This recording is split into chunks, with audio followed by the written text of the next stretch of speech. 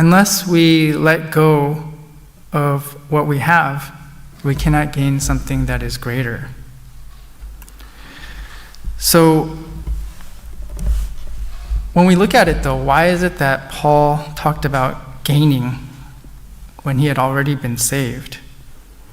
It's because after getting saved, Apostle Paul wanted to learn about the love and grace of Jesus Christ more deeply. That is what he wanted to gain. And I think we also need to have this beautiful attitude of faith. And we should try to understand the love and grace of Jesus Christ more and more each day, like the Apostle Paul did. So that is what he means when he says he wants to gain. So when we look at it, many people throughout history have given up so much in order to preach the gospel. So there are some very smart and very successful men and women who gave up everything in order to bring the gospel to faraway lands.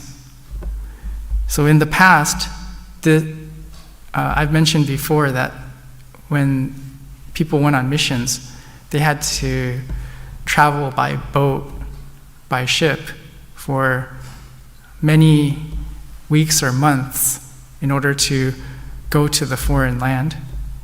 So it was not easy for them to return, and they would probably end up spending the rest of their life there and be buried in that country.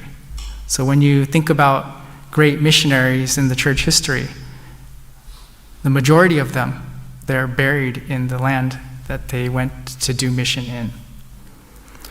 So that's how it was when they gave up everything in order to preach the gospel. It was in a very literal sense. They gave up everything. It was not like just a temporary mission, but it was for the rest of their life. And when I think about it, one person in our church that I really respect is a missionary to India, and she has been living there for decades now. And when I think about it, compared to her home country, the standard of living in her mission country is incomparable to how she probably lived before. But still, she devoted most of her life to living in this other country so that she may preach the gospel there.